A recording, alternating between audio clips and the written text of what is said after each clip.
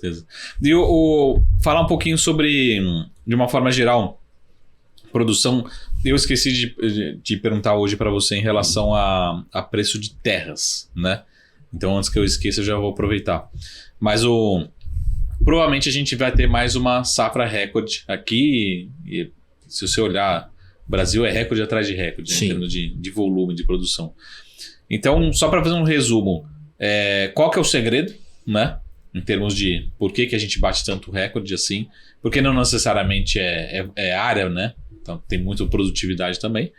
E aí, fazer um paralelo, porque tem algumas empresas aqui listadas em bolsa, que a gente olha mais detalhe, que elas têm uma relação muito grande com a terra, né?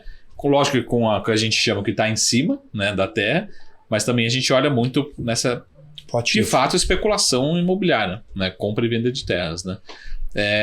Como é que tem andado, como é que você tem visto? Até saiu um indicador de alguns sites, enfim, para falar sobre os preços imobiliários de residências mesmo no Brasil. Nesses últimos 2-3 anos não para de subir, né? Algumas cidades mais, outras menos. Acho que a cidade mais cara, o metro quadrado mais caro do Brasil, em termos de residências, tem sido o Balneário Camboriú, né? Sim. Mas falando um pouquinho então, são dois assuntos, mas para a gente chegar na terra, né? Qual que é o segredo da nossa aumento de produção contínuo, constante? E segundo, como é que isso tem afetado direto e indiretamente preços de terras aí no Brasil? E cada vez a gente está, né, subindo. Daqui a pouco...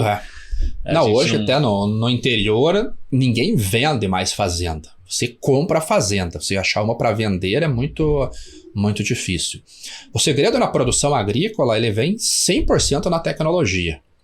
Há 30 anos atrás, vamos dizer, a soja começou comercialmente a ser viável no Brasil no início dos anos 2000, que foi o início do superciclo da China.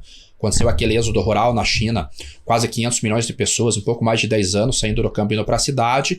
A demanda por alimentos e energia e construção por lá foi extraordinária. E no Brasil, apesar da soja ter chegado da China na década de 70, comercialmente ela começou a ser viável em 2000, ganhar escala em 2000.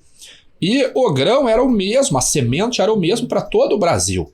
Até o Alisson Paulinelli, ministro da Fazenda, fez um trabalho fantástico em Abril, Centro-Oeste ali, concorreu 2 vezes ao Prêmio Nobel, infelizmente ele não ganhou, mas o trabalho que ele fez, o mundo teria que ser agradecido, porque o maior polo produtor de alimentos do mundo hoje é o Centro-Oeste.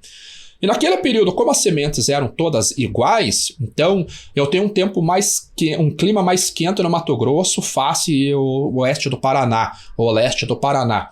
Então eu tinha produtividades muito diferentes. Aqui produzia 30 sacas por hectare, lá no Mato Grosso produzia 45 sacas por hectare. Com a pesquisa genética e a chegada de grãos geneticamente modificados, essa produtividade começou a aumentar muito porque eu comecei a criar grãos adaptados ao clima daquela região. Então, o grão que eu uso, a semente que eu uso hoje, por exemplo, em Ponta Grossa, que é mais próximo ao litoral do Paraná, mais frio em relação a Londrina, por exemplo, é diferente. O grão que eu uso no Paraná é diferente do grão do Mato Grosso. E eu começo a ter grãos também geneticamente modificados que são resistentes a certas pragas. Então, pragas muito comuns na cultura da soja, por exemplo, que é a lagarta, a mosca branca, o percevejo, tudo, eu tenho grãos que já começam a ser resistentes a estas pragas.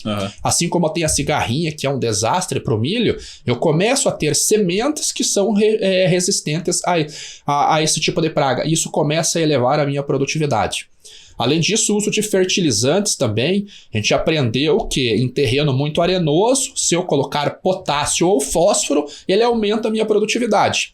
Como no Paraná a minha área é menos arenosa do que Cláudia, por exemplo, no Mato Grosso, no norte do Mato Grosso, eu não faço aplicação de potássio antes do plantio da soja. Eu faço aplicação depois. Já no Mato Grosso eu aplico antes porque melhora a minha produtividade. Então hoje o Mato Grosso produz em média 70 sacas por hectare de soja, enquanto o Paraná está em 60, porque eu tenho esse aspecto diferente. E agora nós já começamos a nos encaminhar para a agricultura de precisão. Então eu consigo, através de leituras de drones e de DVIs, fazer aplicação de pesticidas, herbicidas, fungicidas somente aonde é necessário. Então melhora o meu custo e eu aplico mais aquele insumo aonde realmente é necessário.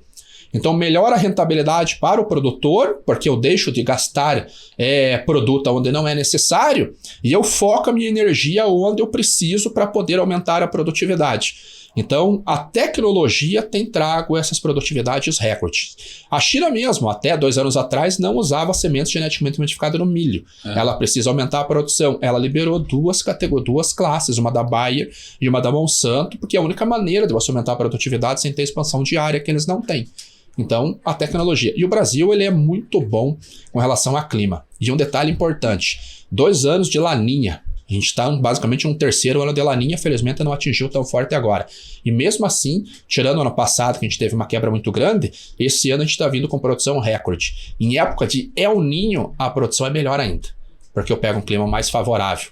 Então, ano que vem, 23, 24, é perigoso eu ter uma produção de mais de 170 milhões de toneladas de soja no Brasil, 135 milhões de toneladas de milho no Brasil, porque eu vou ter um clima sem uma diversidade ruim, que é o caso do Laninha. E aí você puxa a terra, né? Você produzir 70 sacas por hectare, vendendo a R$150 a saca, tendo 2 safras por ano, quanto que custa um hectare quanto que vale um hectare dessa terra? E melhorando a produtividade, mais valoriza a terra. Aí, para quem está escutando,